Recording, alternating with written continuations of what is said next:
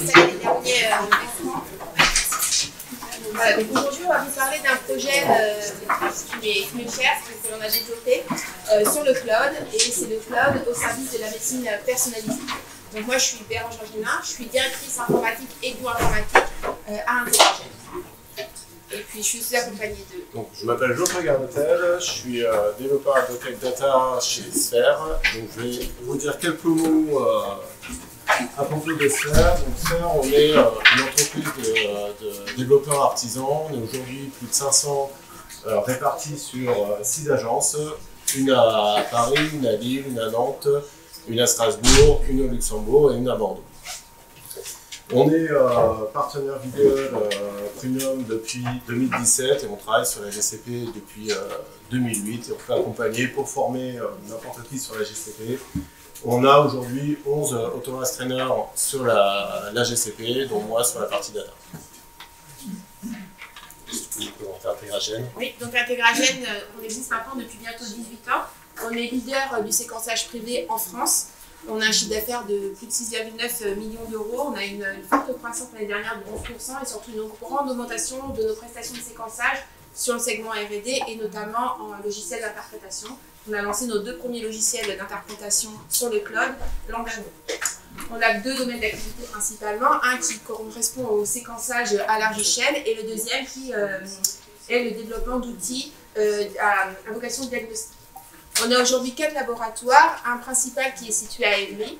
Nous avons un laboratoire à Gustave Roussy et puis un laboratoire à l'Institut Pasteur et tout récemment à Brousset puisque nous avons été sélectionnés comme plateforme de séquençage pour le projet Sequoia du plan France Médecine Génomique 2025.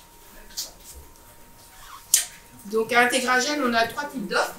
On peut réaliser le séquençage à partir d'échantillons. Donc notre métier à nous, c'est à partir d'échantillons biologiques de transformer cet échantillon en information génomique uniquement et moléculairement utile, aussi bien pour les chercheurs que pour les médecins.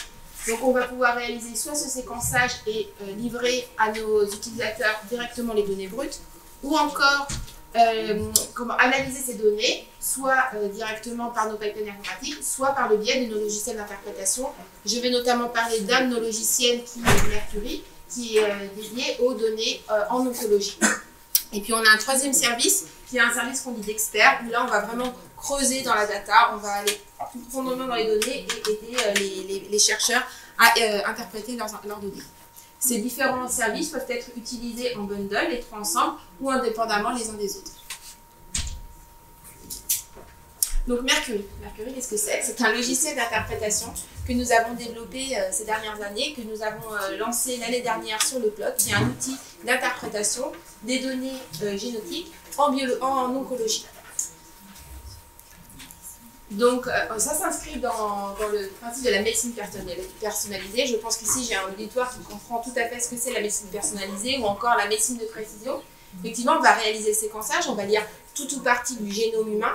On va à partir de ces données pouvoir extraire des variations qui vont expliquer les causes d'une pathologie ou au contraire dire quel traitement pourrait être adapté à tel patient.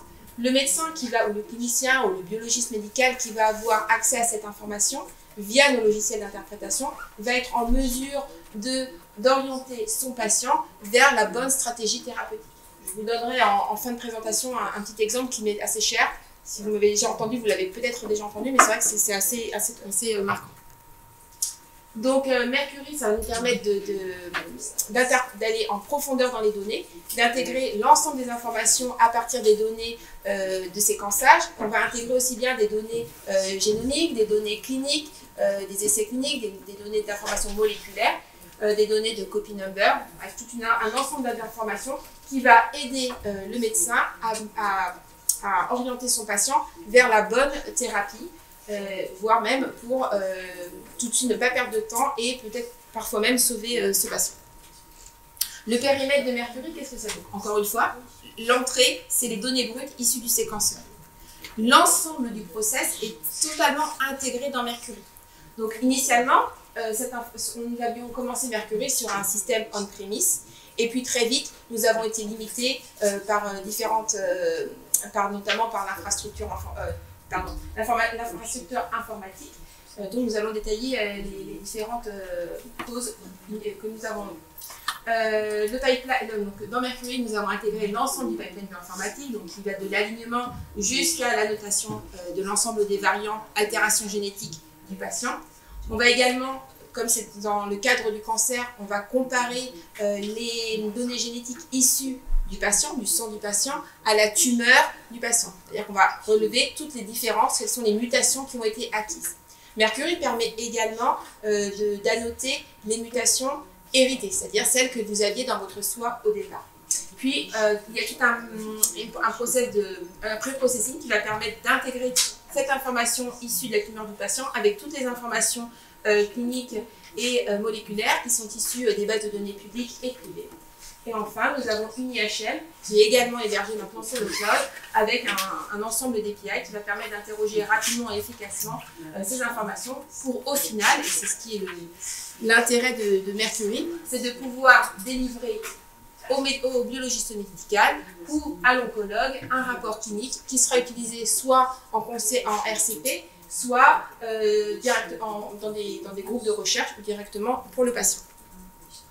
Donc Mercury ne va pas du tout se substituer au médecin, puisque ce n'est pas le Mercury qui va lui faire son rapport, mais il va l'aider à accélérer, à mettre en place son rapport. Alors j'ai choisi de vous mettre quelques screenshots de l'outil qui est aujourd'hui donc en production depuis maintenant 1 an.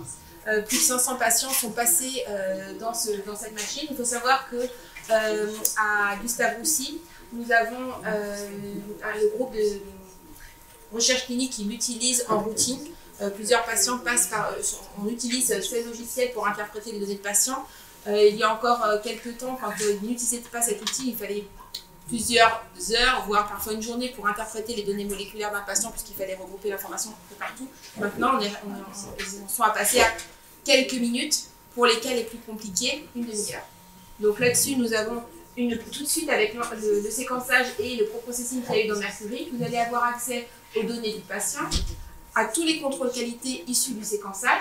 Donc, je ne l'ai pas dit initialement, Mercury permet de traiter aussi bien des données d'ADN que des données d'ARN. Donc, vont être croisées dans ce même outil des données génomiques, des données d'exome par exemple, et des données de transcriptome.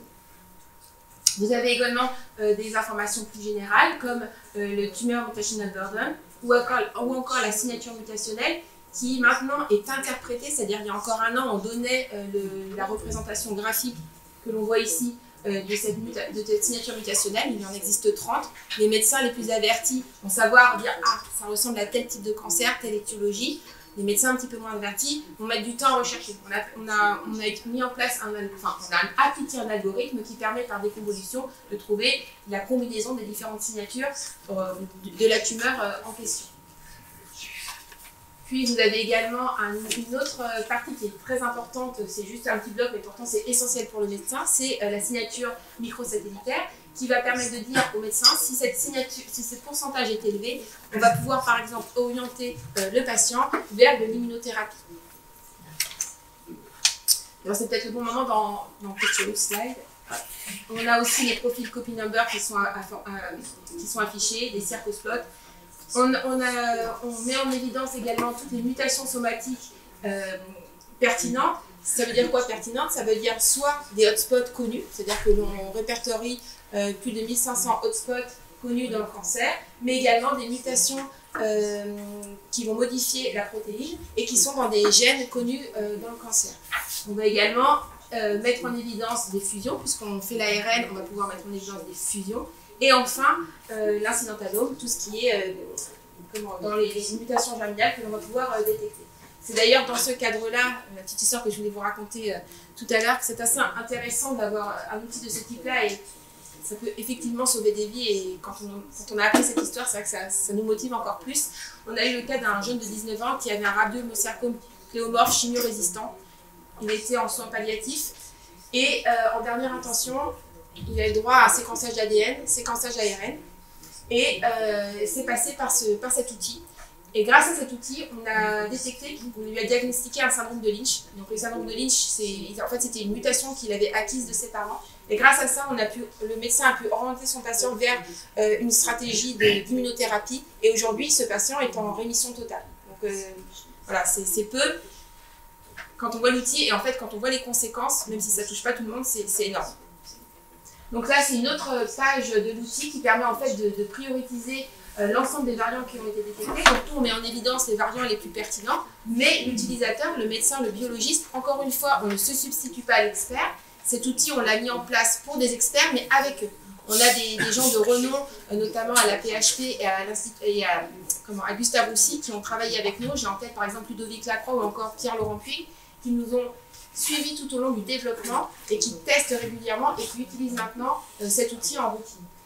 Donc l'utilisateur peut aussi lui-même fixer ses propres filtres, sauvegarder ses filtres et les réappliquer pour d'autres filtres. À partir de là, il va pouvoir accéder à différents types d'informations comme les essais cliniques, les différentes informations de pathogénicité. Et au fur et à mesure du temps, vous voyez, il y a un petit stylo vert qui est colorié. C'est l'utilisateur qui a fait un commentaire et ce commentaire sera dans le rapport final.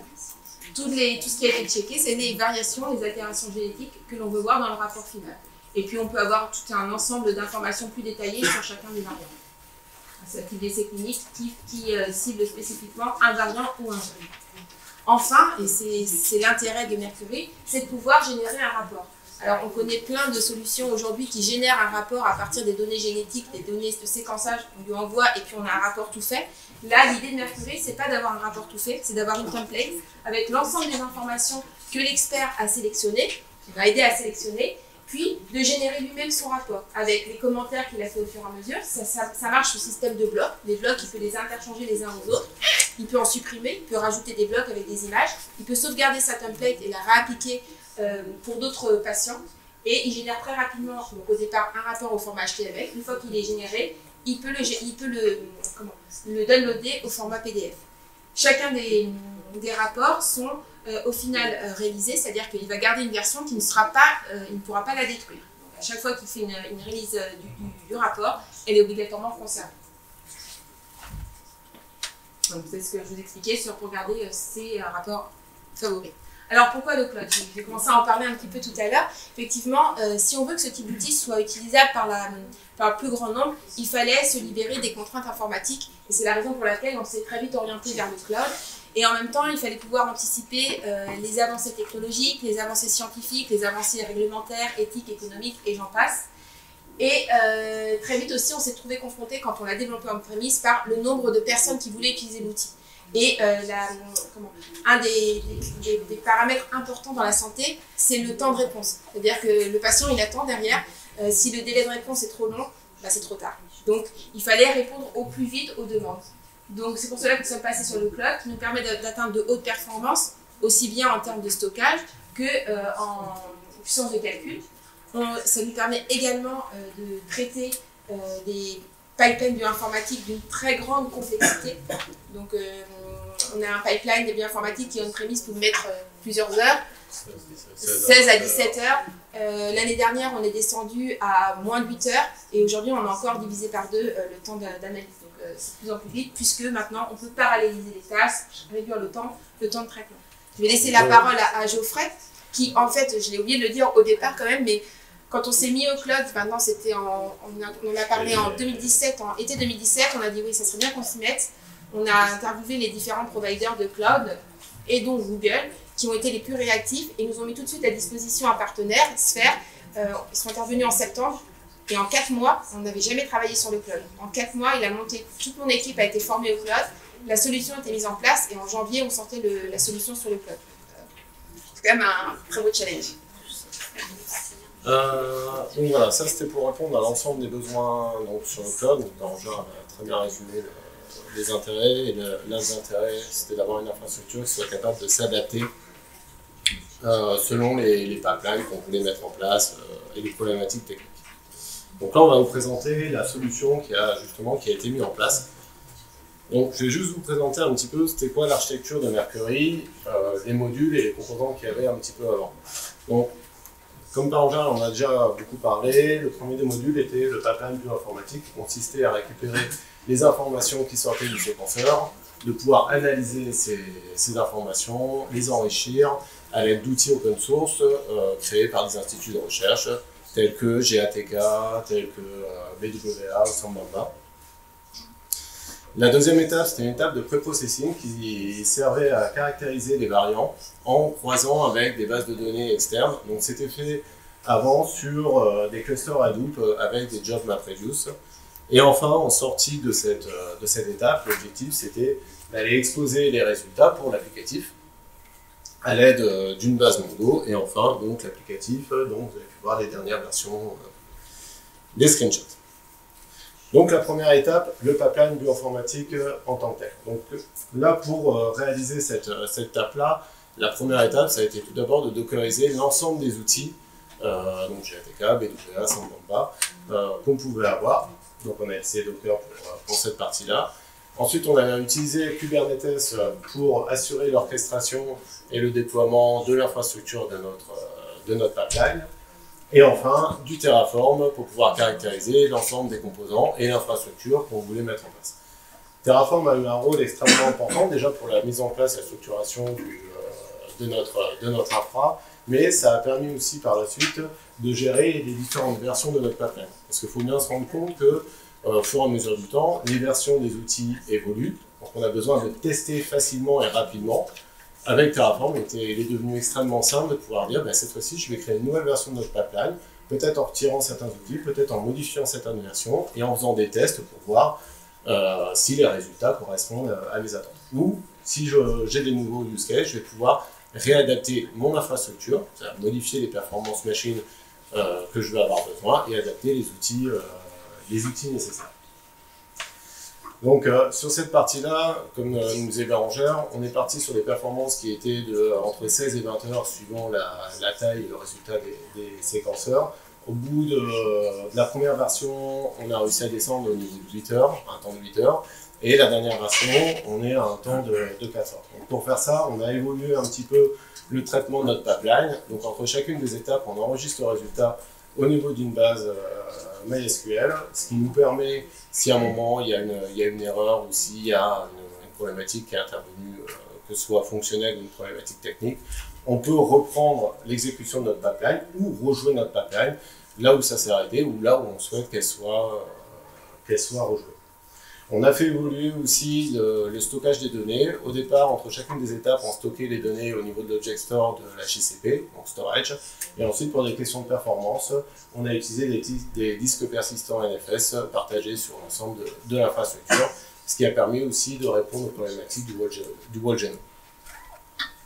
En sortie de cette étape-là, on effectue donc l'étape de pré-processing. Pour faire ça, ce qu'on a fait, on a tout d'abord chargé les bases référentielles type CleanVar ou Clinical Trial au niveau de BigQuery. Donc BigQuery, il faut vraiment le voir comme un gros data warehouse qu'on a sur la Google Cloud Platform, une base orientée colonne. Et donc après, en sortie du pipeline, on a récupéré les informations du variant qu'on charge aussi au niveau de BigQuery.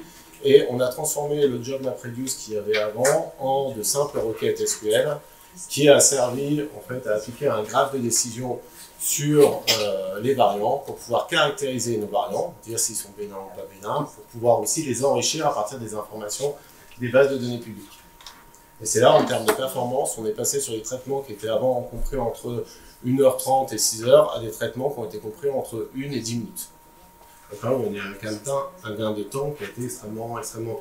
En sortie de cette étape, en fait, on va repropager l'information à l'aide de Dataflow qui va nous permettre d'envoyer le résultat de notre pré-processing au niveau de notre service d'API qui est maintenant stocké sur du Datastore et sur de l'Elasticsearch. Datastore nous permettant de récupérer l'ensemble des informations de nos variants et d'enrichissement de nos variants, là où Elasticsearch nous permet de faire de la recherche full text, qui nous permet de filtrer, de faire des opérations d'agrégation sur l'ensemble de l'information. Et enfin, le front développé en Symfony et déployé depuis peu sur du Kubernetes. Donc là, vous avez une vision globale de l'architecture qui a été mise en place. Donc, vous pouvez retrouver l'ensemble des étapes, que ce soit l'étape du pipeline bioinformatique, l'étape de pré-processing, jusqu'à l'exposition au niveau des API. L'un des grands changements, c'est qu'auparavant, les opérations de pipeline, de pré-processing étaient forcément séquentielles et pour certaines opérations, nécessitaient certaines opérations manuelles. Là, en passant cette infrastructure-là, on a un pipeline qui gère tout de A à Z. C'est-à-dire que quand on parle maintenant du pipeline bioinformatique, on parle de la donnée sortie du séquenceur jusqu'à la sortie au niveau des API. L'autre avantage qu'on a par rapport à l'ancienne solution on-premise d'être passé sur cette solution cloud, c'est que là où auparavant on était capable de faire entre 1 et 2 analyses de variants à la fois, là si on a envie de faire 500 analyses d'un coup, on peut faire 500 analyses en parallèle sans aucun problème et sans aucune dégradation de performance. Il suffit tout simplement de déployer l'infrastructure et de réutiliser donc, tout ce qui a été mis en place. Pour faire en termes de retour d'expérience, donc on en a déjà un petit peu parlé, il y a eu des forts gains de performance. Il y a aussi une simplification de l'utilisation. Donc, comme Bérangère l'a précisé, la première phase s'est passée en 4 mois en comptant la réalisation, mais aussi la montée en compétence des différentes équipes d'Integragen qui ont pu s'approprier très facilement l'ensemble de l'outil. On a retiré de la complexité là où on avait du job map reduce, on l'a transformé par exemple avec des requêtes SQL, ce qui a permis de développer sous ce même type d'architecture d'autres pipelines et de répondre à d'autres problématiques. Donc là, je vais laisser la parole à Bérangère pour le bilan. C'est très bien. Donc effectivement, maintenant, depuis, on va dire, 1 an et demi, on a un nouvel outil à disposition des oncologues. On s'est complètement libéré des contraintes informatiques. Effectivement, on ne se pose plus la question. On a des données qui arrivent. On ne se dit pas « Ah mince, j'ai plus de place sur mon serveur. Ah mince, comment je vais faire pour traiter ?» Pas grave, on alloue les services nécessaires. Notre système permet même d'aller automatiquement à des ressources nécessaires. C'est quelque chose vraiment de très très important pour nous. Le temps, c'est essentiel. Encore une fois, il faut qu'il soit compatible avec la prise en charge des patients. Ensuite, on a donc, bien sûr parallélisé à l'infini l'ensemble des tâches et on continue à le faire. On a déjà envie de réduire encore le temps. Je ne peux pas scroller trop vite. Et puis, atteindre de hautes performances aussi bien en calcul qu'en stockage. Maintenant, on maîtrise aussi totalement les coûts par analyse, ce qui est quand même très important. C'est-à-dire qu'au départ, on avait une enveloppe globale. Maintenant, on sait pour chaque analyse quel temps ça nous prend et quel coût on établit à chacune des analyses. Et puis, on a accès aux évolutions technologiques et matérielles automatiquement. Dès qu'il y a une nouvelle, aussi bien software que matériel, on y a accès. Cette solution va nous permettre d'accéder à d'autres services. Et on a déjà déployé notre infrastructure en Europe, donc sur les data centers en Belgique, et on a plusieurs projets en Europe. Et maintenant également aux États-Unis, où on a déjà des premiers clients. Donc ça, c'est une phrase de Ludovic Lacroix qui utilise, on peut dire quasiment au jour le jour, cet outil, parfois même le week-end, qui a vraiment, c'est vraiment un gain de temps pour lui et surtout une grande efficacité pour traiter les différentes données qu'il a de ses différents patients, puisqu'il est passé à plusieurs heures à quelques minutes. Pour les cas les plus compliqués, il va peut-être mettre une demi-heure, mais voilà, on ne va pas au-delà la plupart du temps. Donc, quelles sont les prochaines étapes ? Donc on commence à voir d'autres endroits où on nous demande de déployer notre architecture. L'infrastructure dont a parlé Geoffrey, notamment le fait d'utiliser Terraform, d'utiliser Kubernetes, nous permet aujourd'hui de déployer l'ensemble de l'infrastructure, aussi bien l'IHM que le pré-processing, que le pipeline informatique. Comme vous avez compris, ça ne fait plus qu'un sur un autre data center en 24 heures. Vraiment, c'est très très rapide. On est en train de mettre en place une base de données de connaissances, comme on l'a dit au départ, et d'ailleurs il y a eu un topo juste avant qui était très intéressant. Effectivement, les bases de données de connaissances c'est très bien, data sharing c'est très bien. Par contre, il faut rester dans le cadre réglementaire. J'ai passé un peu vite dessus tout à l'heure, mais effectivement, une des raisons pour laquelle on a choisi Google, c'est que Google était, avant le 25 mai de l'année dernière, RGPD compliance. Comme on avait on voulait aussi déployer notre logiciel aux États-Unis, il était déjà hyper compliant également. Et pour toutes les données de santé, en attendant, on avait un système hybride, puisqu'on ne peut pas sortir des hôpitaux. Très vite, on va pouvoir utiliser 100% Google pour ces données-là. La structure maintenant est prête pour interpréter des données whole genome à très grande vitesse également. Et puis pour l'IA, pour le moment, on a les bases, on a les structures, mais encore une fois, l'IA, ça ne se fait pas tout seul. C'est l'expert qui va, plus il y aura d'experts qui vont entraîner le logiciel, plus on pourra mettre en place de l'IA. Donc on y pense, on met les bases, mais pour l'instant, on est bien loin.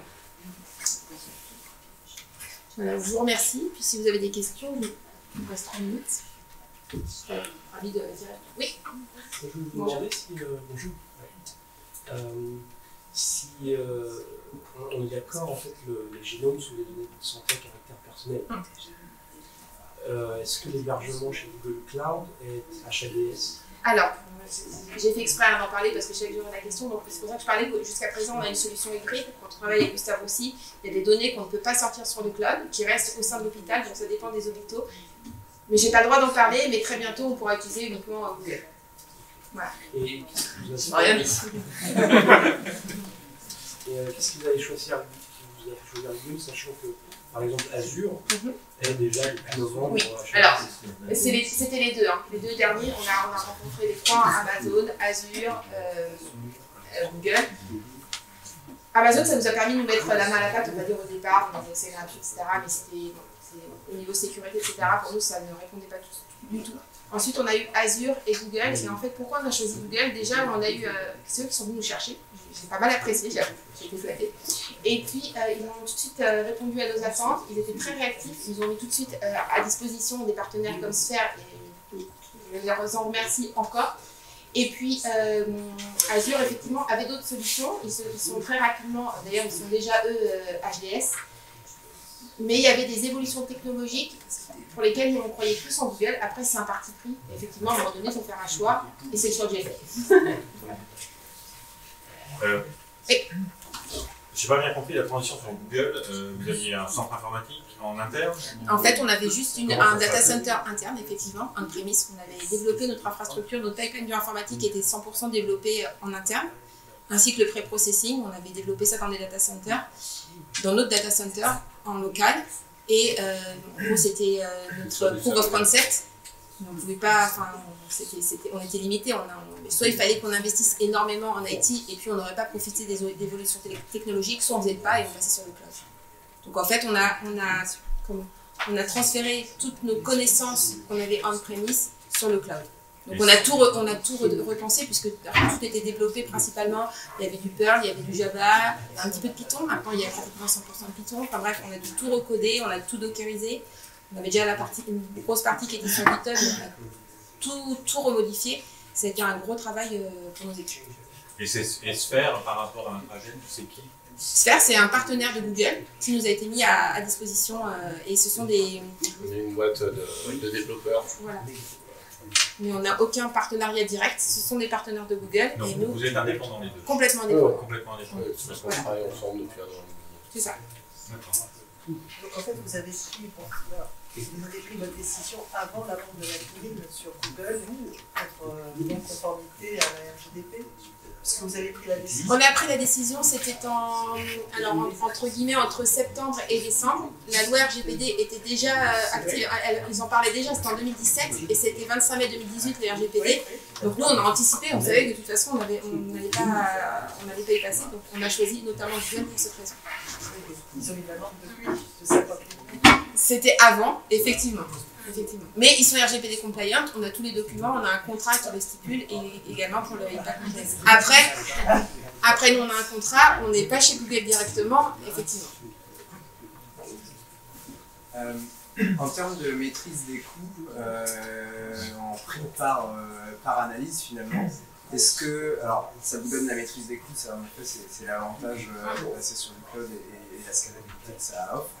Après, est-ce que ça vous a fait économiser pour le coup en prix par analyse? En fait, il faut le voir sur la rentabilité. C'est-à-dire que par analyse, c'est compliqué de voir. Par analyse, on n'a peut-être pas un gain immédiat. Par contre, on n'a pas racheté de nouveaux serveurs. C'est-à-dire que les serveurs qu'on a achetés il y a 5 ans, on n'a pas eu besoin de les renouveler. On les utilise pour d'autres choses, mais pas pour ce type de service-là. Pour ce type de service-là, on aurait dû acheter de nouveaux serveurs beaucoup plus puissants. Donc déjà là-dessus, on économise. Et puis, si demain, on augmente considérablement, on n'a pas besoin d'anticiper la charge de stockage et puissance de calcul dont on a besoin. Ou au contraire, si on a une baisse de demande, on peut utiliser moins de... Éventuellement, ça permet de facturer en plus ou à un prix plus juste peut-être. Peut-être. Alors, nous, c'est pas notre politique non plus de se dire, ah super, forcément, on est une boîte privée, on ne fait pas ça, pas pour la gloire, c'est sûr. Mais au niveau de la rentabilité, pour nous, en tout cas, on n'a pas vu un gain direct. Par contre, on va le voir sur le long terme par rapport à l'achat des nouvelles machines.